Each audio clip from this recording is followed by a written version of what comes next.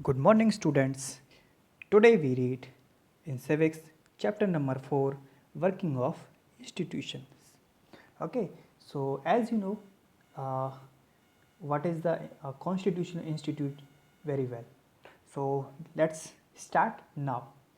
As you know, government issued a order on August 13, 1990 uh, to that declared 27% reservation in government services for socially and educationally backward classes. So first of all we think who take this decision.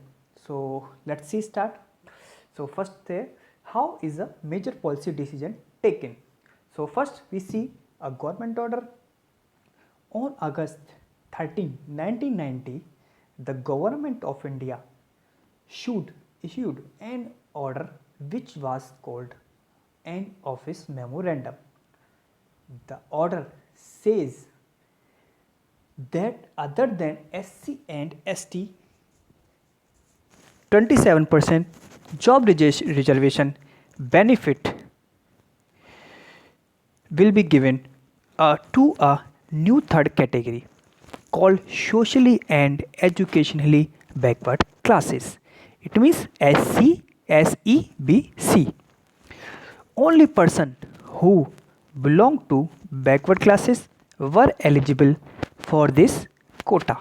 Okay, so this was the Indian government memorandum. So as you know very well what is that. Okay, so next we see decision maker. Okay, so first means decision maker. So you know what is the government order. Okay, so now we see who take this decision. So first we decision maker, president and highest formal authority in a country, prime minister, president and two houses. Decision maker, two who decided to issue this memorandum. Such a major decision would have involved other major functionaries in India, which involves the following points. First, the president is the head of the state and is the highest formal authority in India. Means president is the formal and highest authority in India. Second, the prime minister is the head of the government and takes most of the decisions in the cabinet meetings. Third, parliament consists of the president and two houses, Lok Sabha and Rajya Sabha. The prime minister must have the support of a majority of Lok Sabha members to pass a memorandum. Okay, so hope you will understand.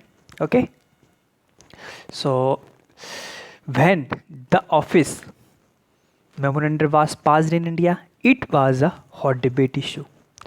Some felt that this was unfair as it would deny equality of opportunity to those who did not belong to backward classes. Okay, while others felt that this would give a fair opportunity to those communities who so far had not adequately has been represented in government this employee. Okay, so this dispute was finally resolved by the Supreme Court of India by hearing all the cases. This case was known as the Indira Sahni and other versus Union of India case. So, the Supreme Court judges in 1992 declare that this order of Government of India was valid. Thus, the dispute came to an end and this policy has been followed since then. So, now we see why we need uh, political institutions. Okay, so let's see. Several arrangements are made in modern democracies which are called institutions. Democracy works well when these institutions perform functions assigned to them. First, institution involved meeting, committees and routines. This often leads to delayed and complications. Second point, some of the delays and complications introduced by institution are very useful as they provide an opportunity for a wider set of people to be consulted. Third point, institutions make it difficult to have a good decision taken very quickly, but they also make it equally different to rush through a bad decision. So, hope you will understand why we need political institutions.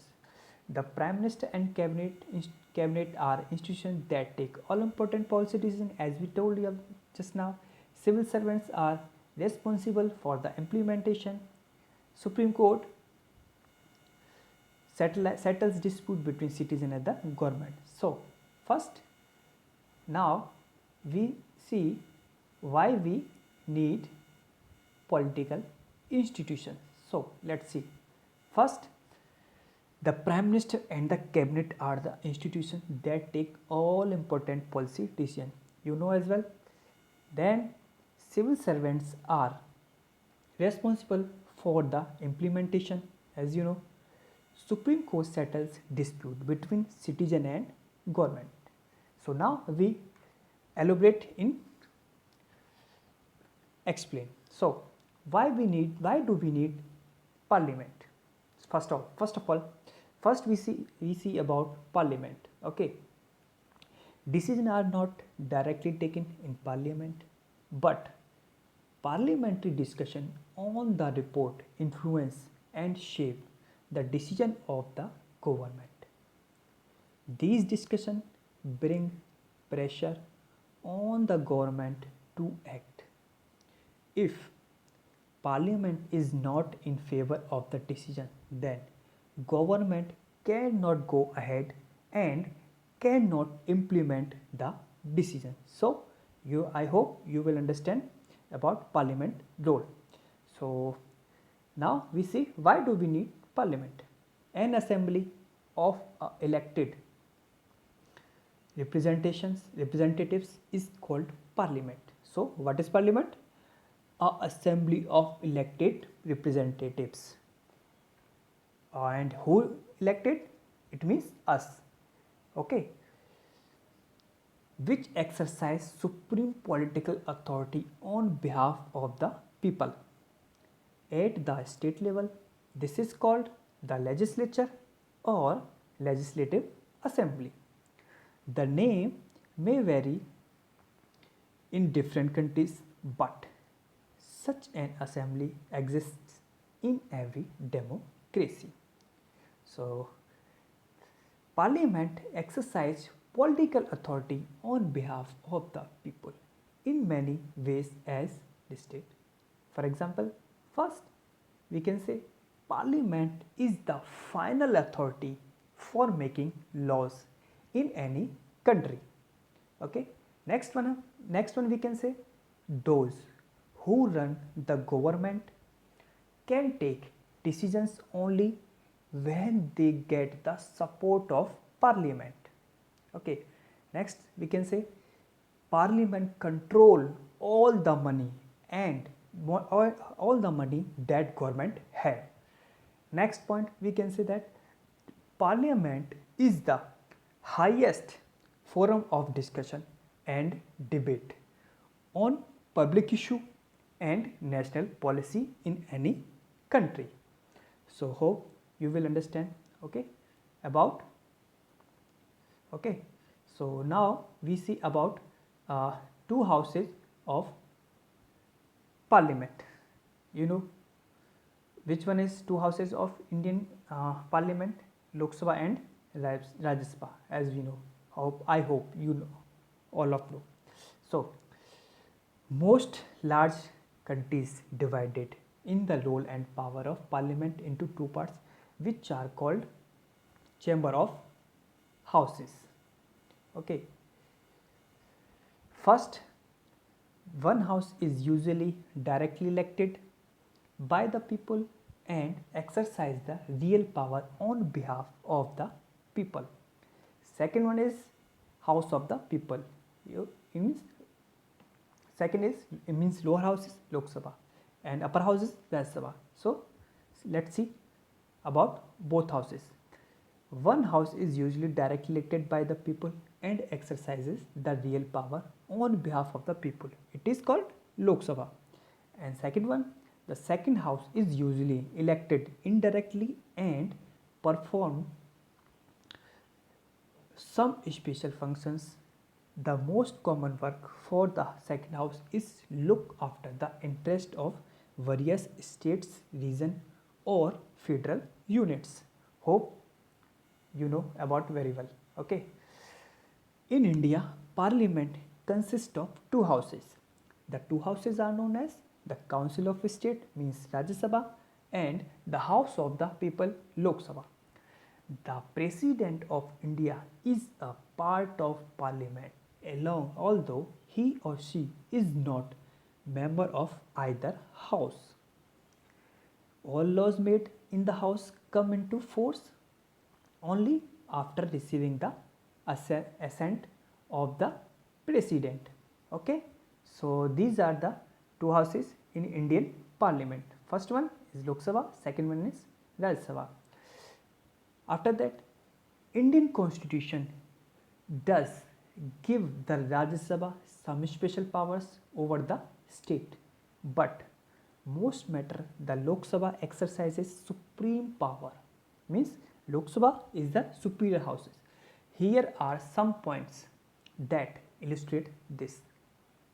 Example, any ordinary law needs to be passed by both the houses, but if there a difference between two houses, the final decision is taken in a joint session in which member of both the houses sit together. The view of the Lok Sabha is likely to prevail in such a meeting, since there are a lot many members of the Lok Sabha. Next point, we can say Lok Sabha exercise more power in money matter. Third point, we can say Lok Sabha control the Council of Ministers. Okay, so these are the our houses. Now we see about executive, means political executive. You know very well, executive is two types, political executive and permanent executive. So first of all, we see political executive. At different level of any government functionaries take day-to-day decision, but do not exercise supreme power on behalf of the people. All these functionaries are collectively known as executive. Okay, hope you understand what is executive. In simple word, we can say executive is government. Okay, this executive is in charge of the execution of the policies of the government. Thus, when we talk about the government, we usually mean the executive. Okay, so hope you will understand what is executive. Okay, next one, political and permanent executive. In democratic country, two category make up the executive. First one that is elected by the people for a specific period is called the political executive. Political leader who take big decision fall in this category, means government is including in political executive, and people who are appointed on a long term basis are called permanent executive or civil services, like IAS, IPS, IFE, IFS, IRTS. Okay, people working in civil services are called civil servant, and these people are also called, and it is permanent executive. They remain in office even when the ruling party change. These officers work under political executive and assist them in carrying out the day-to-day administrations. Okay, so this is our permanent executive. Okay, so now we see why is the minister more powerful than the civil servant. Okay, so let's see what is in a democracy. The will of the people is supreme. The minister is an elected representatives of the people and thus empowered to exercise the will of the people on their behalf. Minister is finally answerable to the people for all the consequences of his and her decisions. That is why the minister take all the final decisions. The minister is not and is not expected to be an expert in the matters of his and her ministry. The minister takes the advice of experts on all technical matters and then takes the decisions. Okay, so now we see Prime Minister and Council of Minister. Okay, so political, as you know, political executive elected by the people for a specific period, for example minimum 5 years, and permanent executive appointed for long time. So and now we see Prime Minister and the Council of Ministers. So Council of Minister usually have 60 to 80 ministers. Second, cabinet minister, top level leaders or of ruling party. Minister of State with independent charge, in charge of small ministries. Minister of State assist cabinet ministers. So now see Prime Minister and his cabinet. There is no direct election to the post of Prime Minister. The President appoints the Prime Minister. The Prime Minister, okay, the President appoints the leaders of the majority party or the coalition parties that commands a majority in the Lok Sabha as Prime Minister. Okay, in case no single party or alliance get a majority, the President appoints the person most likely to secure majority support in Lok Sabha, means lower house. The Prime Minister does not have a fixed tenure. He continues in power so long as he remains as the leader of the majority party. Now we see what is the power of Prime Minister. Chair of cabinet meetings, okay, coordinate the work of different departments, give final decision in case of disagreement between departments. Okay, after the appointments of Prime Minister, the President appoints the ministers on the advice of the Prime Minister, which are usually from the majority party or the coalition government that has majority in Lok Sabha. The Prime Minister is free to choose as long as they are member of Parliament.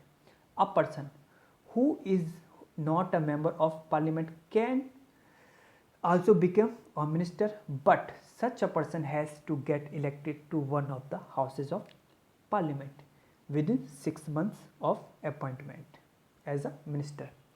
The Council of Ministers is the official name for the body that includes all the ministers. It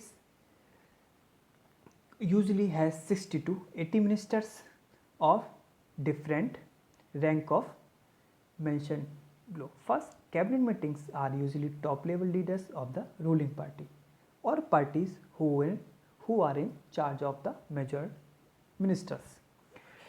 The cabinet is the inner ring of the Council of Ministers and comprises about 25 ministers. Minister of States with independent charge are usually in charge of smaller ministries. They participate in the cabinet meetings only when specially invited. Now, Minister of States are the junior ministers who are assigned to assist cabinet ministers and the Minister of States with independent charge. Parliamentary democracy in most countries is often known as the cabinet form of government because most of the decisions are taken in cabinet meetings. Every ministry has secretaries who are civil servants like IAS, IPS, IFS. The secretaries provide the necessary background information to the ministers to take decisions. The ministers, so Prime Minister is the chairmanship. The cabinet is the team is assisted by the cabinet secretariat. Now, power of Prime Minister. Prime Minister as head of the government has wide-ranging powers, which can be this. Example, first one maybe the Prime Minister chairs cabinet meetings. He is the head of the government. Next one, he coordinates the work of different departments. His decisions are final in case disagreement arises between departments. He exercises general supervision of different ministries. All ministers work under his leadership. The Prime Minister distributes and redistributes work to the ministers. He has the power to dismiss ministers. When the Prime Minister quits, the entire ministries quit. So, this is the power of Prime Minister. Okay. So, students, now we see about President. So, President elected by MPs and MLAs, Supreme Commander of the Defence Forces of India. The Prime Minister is the head of the state.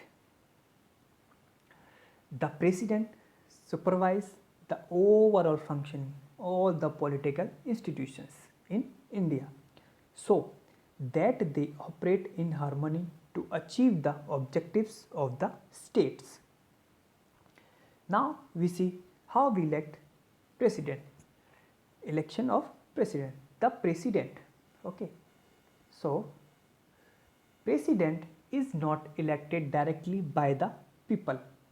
A candidate standing for President's post has to get a majority of votes from Member of Parliament, means Lok Sabha and Rajya Sabha, and the Member of Legislative Assembly to win the elections.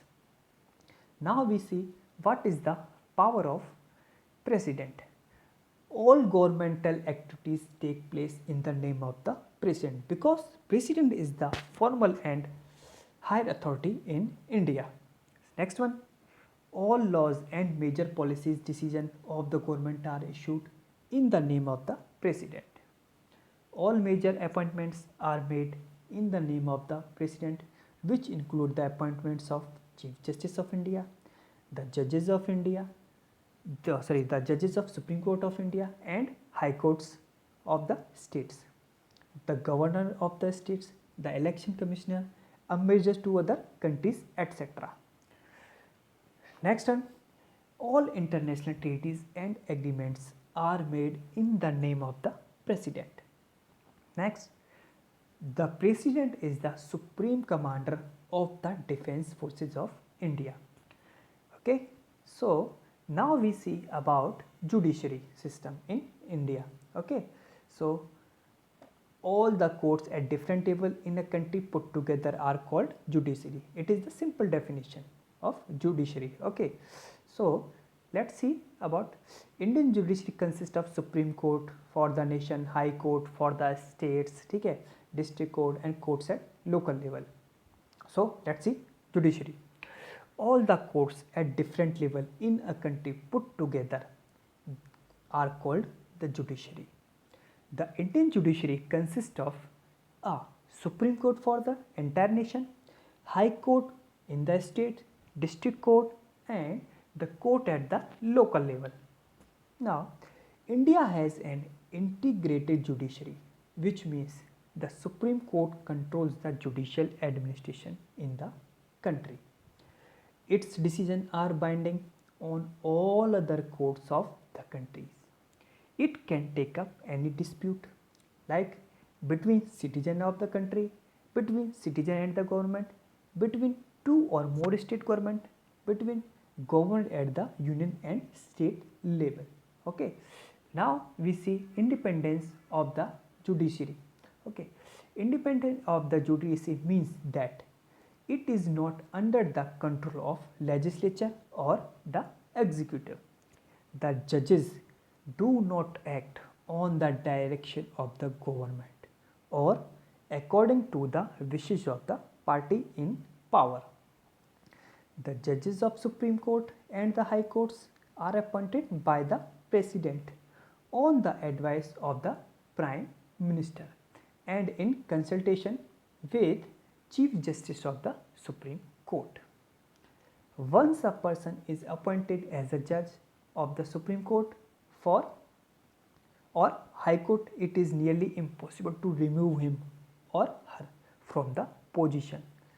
A judge can be removed only by the impeachment motion passed separately by 2/3 majority of the two houses the parliament. Okay, so now we see the power of judiciary. Okay, the judiciary in India is one of the most powerful in the world. The Supreme Court and the High Courts have the power to interpret the constitution of the countries. They can determine the constitutional validity of any legislation or action of the executive in the country. When it is challenged before them, this is known as the judicial review. So, we can say, what is judicial review? Court can determine and constitution validity of any legislation or action of the executive. Okay, and when it is challenged before them. Okay, the Supreme Court of India has also ruled that the core or basic principle of the constitution cannot be changed by the parliament. Okay, the power and the independence of the Indian judiciary allow it act as the guardian of the fundamental rights. Anyone can approach the courts if public interest is hurt by the action of the government. This is called public interest litigation, PIL. So students, this is our chapter number 3, chapter number 4, working of institution. Hope you understand. Okay, have a good day, take care.